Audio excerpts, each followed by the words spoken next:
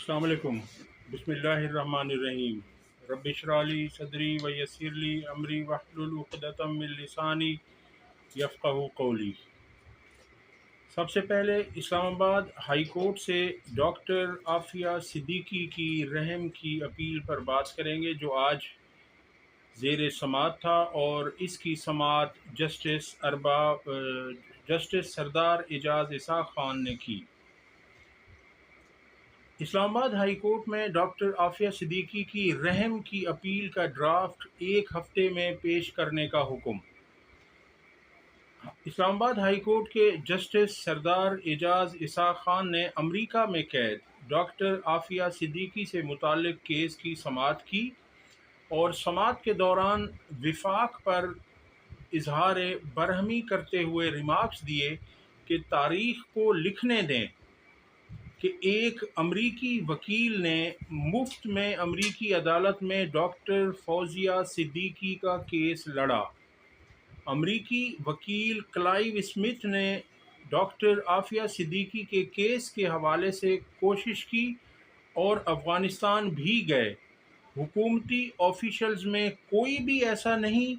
जो कहे कि हम आफ़िया सिद्दीकी के वकील क्लाइव स्मिथ के साथ खड़े हैं।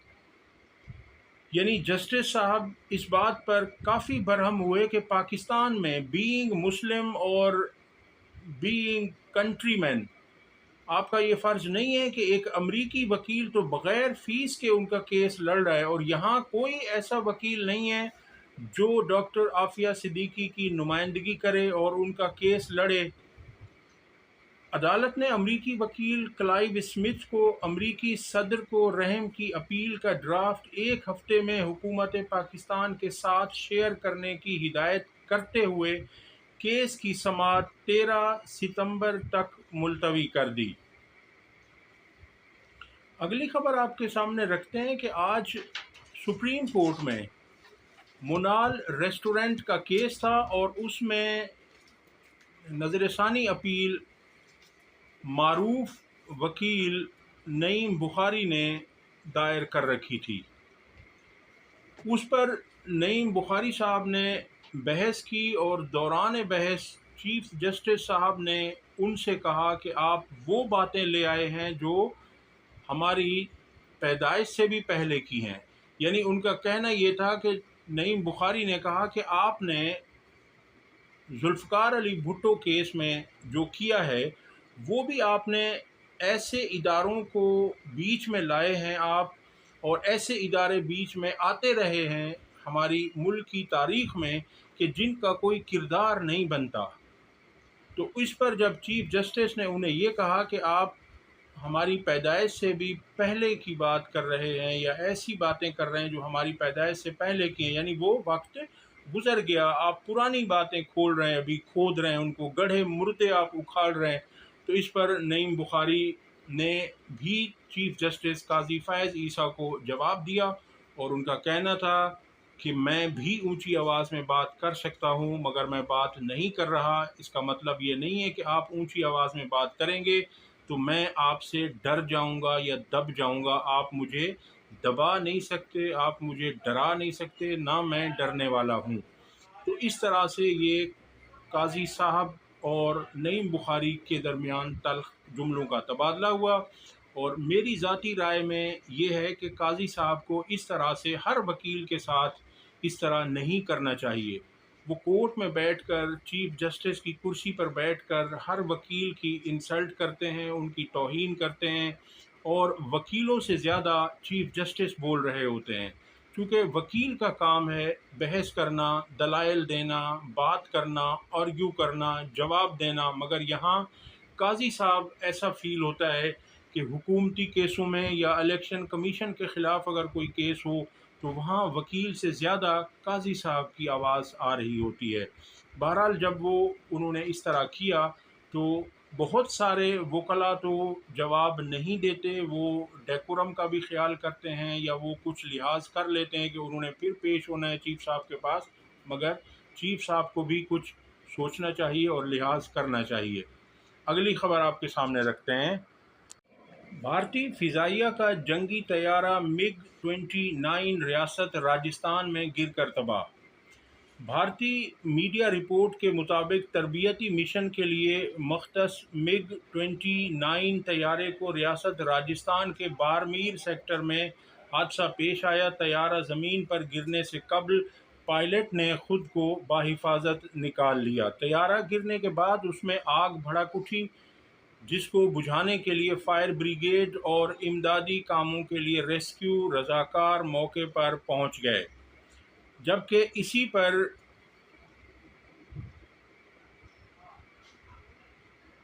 جنرل ریٹائرڈ حمید گل کے صاحبزادے عبداللہ گل نے ٹویٹ کرتے ہوئے لکھا ہے کہ یہ طیارہ پاکستان کی حدود میں داخل ہو گیا تھا رات کی تاریکی میں، جسے نامعلوم سمت سے آنے والے میزائل نے مار گرایا ہے۔ وہ اس بات پر خوشی کا اظہار کر رہے ہیں۔ ابھی تک اس خبر کی تصدیق نہیں ہو سکی، لیکن اگر ایسا ہی ہے، اسے نامعلوم میزائل نے مار گرایا ہے، تو یہ بہت اچھی بات ہے، اور اگر وہ پاکستان کی حدود میں داخل ہونے کی کوشش کر رہا تھا تو بہت اچھا ہوا۔ ان کے ساتھ ایسا ہی ہونا چاہیے تھا جو ان کے ساتھ ہوا ہے۔ اگلی خبر آپ کے سامنے رکھتے ہیں، اور وہ خبر یہ ہے کہ ڈاکٹر یاسمین راشد آج انسداد دہشت گردی عدالت کے جج خالد ارشد کی عدالت میں انہیں پیش کیا گیا۔ آج جج خالد ارشد کا انسداد دہشت گردی میں آخری روز تھا۔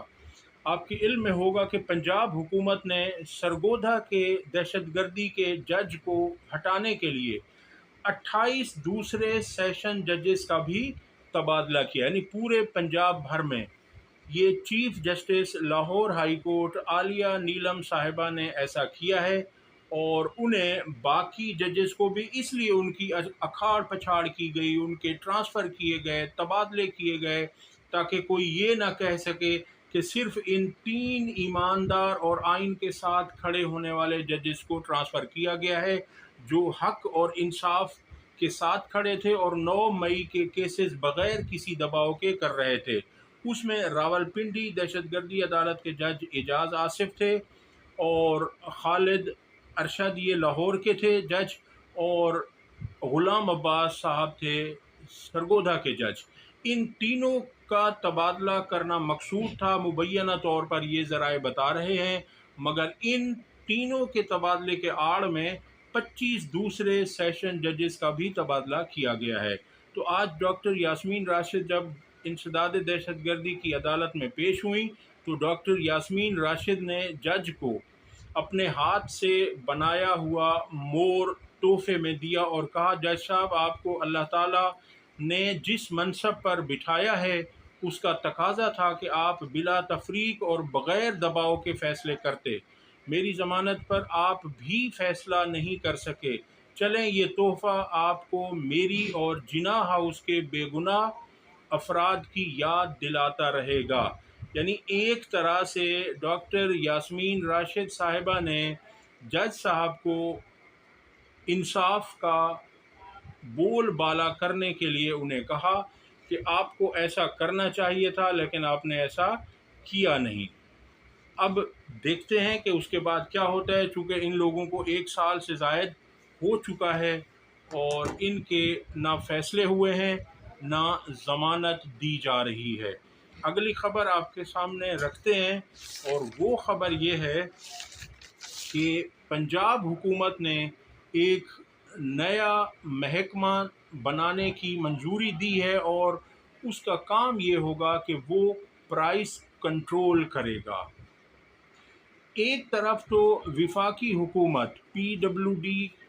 کے محکمے کو ہی ختم کر رہی ہے، ان کے ہزاروں ملازمین کو جان کے لالے پڑے ہوئے ہیں، ان کو نکال دیا گیا ہے، وہ احتجاج پر ہیں، اور دوسری طرف یوٹیلیٹی سٹورز کے 11,000 ملازمین کو بھی فارغ کیا جا چکا ہے، جو کہ اسلام آباد میں سراپا احتجاج ہیں۔ مگر دوسری طرف یہ ہے کہ پنجاب حکومت اپنی نیک نامی دکھانے کے لیے ایک نیا محکمہ قائم کر دیا گیا ہے جس کا کام صرف پرائز کنٹرول کرنا ہے، جو کہ آلریڈی پہلے بھی حکومت اور حکومت پنجاب کے پاس اس کا ادارہ موجود تھا، لیکن اب اس میں 7,000 لوگ ہیں اور دوسرے ایم پی ایز وغیرہ بھی ہیں، اور اپنے لوگوں کو نوازنے کے لیے یہ ایک نیا کام شروع کیا گیا ہے۔ جو پہلے سے ادارے موجود ہیں، جو دہائیوں سے موجود ہیں، وہاں پر ڈاؤن سائزنگ کی جا رہی ہے، وہاں کے لوگوں کو نکالا جا رہا ہے نوکریوں سے، اور یہ اپنے لوگوں کو، من پسند لوگوں کو اداروں میں نوکریاں دے رہے ہیں، اور پاکستانی خزانے کو نقصان پہنچایا جا رہا ہے۔ اگلی خبر آپ کے سامنے رکھتے ہیں کہ عمران خان صاحب نے جب سے آکسفورڈ یونیورسٹی کے چانسلر کے الیکشن کے لیے نامینیشن پیپرز سینڈ کیے ہیں اور ارادہ ظاہر کیا ہے، اس وقت سے حکومت اور نون لیگ کی نیندیں حرام ہو چکی ہیں۔ آپ ان لوگوں کی منافقت کا لیول چیک کریں کہ یہ کس قدر منافق ہیں، کس قدر ان کی سوچ گھٹیا ہے، کس قدر یہ نیچ حرکتوں پر اتر آئے ہیں کہ ایک شخص جو آپ کے ملک کا سابق وزیر اعظم ہے، آپ کے ملک کے لیے اس نے بے شمار ایوارڈز جیتے ہیں، پاکستان کا نام اس نے پوری دنیا میں روشن کیا ہے، اگر وہ چانسلر کا الیکشن لڑ رہا ہے تو یہ پاکستان کے لیے ایک اعزاز کی بات ہے۔ کبھی کوئی ایشیائی شخص نے اس طرح کی کوئی کوشش نہیں کی۔ اگر عمران خان صاحب ہو جاتے ہیں تو یہ بہت اچھی بات ہے پاکستان کے لیے، مگر چونکہ یہ خود پڑھے لکھے بھی نہیں ہیں جیسا خان صاحب کہا کرتے ہیں، اور یہ پڑھنے کی کوشش بھی نہیں کرتے، تو اس لیے ان کو خیال نہیں ہے، ان کو اس بات کا احساس نہیں ہے۔ اب انہوں نے ایک طرف، تو میں آپ کو ان کی منافقت سامنے رکھنے جا رہا ہوں، ان کی منافقت یہ ہے کہ یہ لوگ ایک طرف جب یہ پاکستان میں ہوتے ہیں تو عمران خان کے متعلق یہودی ایجنٹ کے یہ دعوے کرتے ہیں، یہ تقاریر میں انہیں یہودی ایجنٹ ثابت کرنے کی ناکام کوشش کرتے ہیں، مگر جب یہی لوگ انگلینڈ یا یورپ یا امریکہ جاتے ہیں تو وہاں جا کر یہ کہتے ہیں کہ عمران خان رائٹ ونگ، اس کی پارٹی رائٹ ونگ ہے، وہ دائیں بازو کی پارٹی کے لیڈر ہیں، وہ پکے مسلمان ہیں، وہ اسلام کو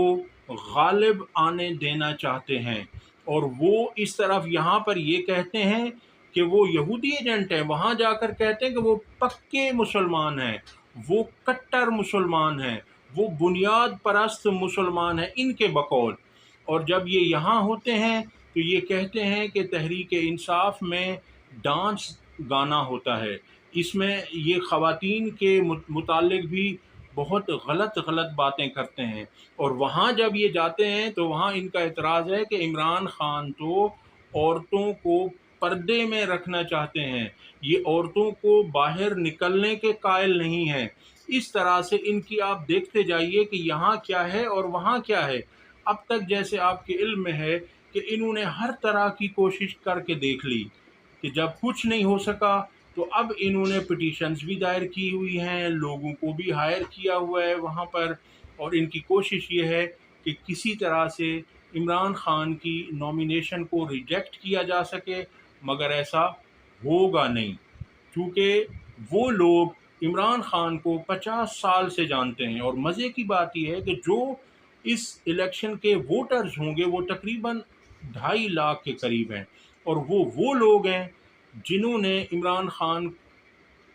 کو کھیلتے دیکھا، جو عمران خان کو اپنا ہیرو مانتے ہیں، اور جو وہاں کے رپورٹرز ہیں، جو وہاں کے صحافی ہیں، وہ کہتے ہیں کہ عمران خان صاحب کے جیتنے کے چانسز سب سے زیادہ ہیں،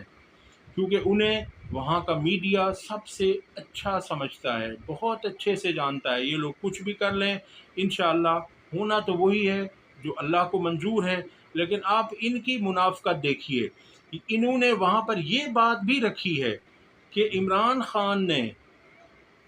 ملعون سلمان رشدی کے ساتھ اسٹیج شیئر کرنے سے بھی انکار کر دیا تھا۔ ایک پروگرام میں عمران خان کے ساتھ جب وہ کہا گیا کہ وہ بھی ساتھ ہے تو عمران خان نے وہ چھوڑ دیا۔ تو انہوں نے یہ کہا کہ جی وہ ایسا بنیاد پرست ہے، وہ ایسا کٹر مسلمان ہے کہ وہ سلمان رشدی سے بھی نفرت کرتا ہے، تو وہ کیوں نہ کرے۔ اس طرح سے انہوں نے ان لوگوں کو بدزن کرنے کے لیے اور وہاں انہیں یہ کہنے کے لیے کہ یہ اسلام پر کاربند رہتا ہے، اور یہاں ان کے اوپر یہ جھوٹے پروپیگنڈے اور اسی طرح سے ان کی کردار کشی بھی کرنے کی مکمل کوشش کی گئی ہے۔ مگر لگتا یہی ہے، ہونا تو وہی ہے جو اللہ کو منظور ہے۔ مدعی لاکھ برا چاہے تو کیا ہوتا ہے، وہی ہوتا ہے جو منظور خدا ہوتا ہے۔ اب دیکھتے ہیں کہ اس میں کیا ہوتا ہے۔ وہ جو 2.5 لاکھ ووٹرز ہیں وہ کس کے حق میں ووٹ دیتے ہیں، یہ اس کا فیصلہ اکتوبر میں ہو جانا ہے۔ اب تک کے لیے اتنا ہی۔ اگر ویڈیو پسند آئی ہو تو اسے لائک اور شیئر کریں اور ہمارے چینل کو سبسکرائب کریں۔ اللہ حافظ۔